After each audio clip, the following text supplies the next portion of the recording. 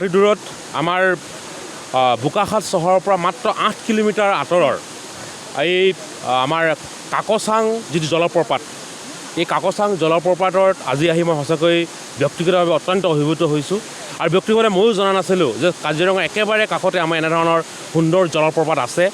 আৰু মই ভাবোঁ যে কাজিৰঙালৈ এতিয়া সমগ্ৰ বিশ্বৰ আকৰ্ষণৰ অন্যতম কেন্দ্ৰ পৰ্যটকৰ আমাৰ কাজিৰঙাত আমি কিন্তু সকলোৱে এটা বাস্তৱ কথা যে কাজিৰঙাত এনিশা থকাৰ পাছত দ্বিতীয় দিনা জীপ চাফাৰী আৰু এলিফেণ্ট চাফাৰী কৰাৰ পাছত সাধাৰণতে পৰ্যটকসকলে বিশেষ যাবলগীয়া ঠাই নাথাকে।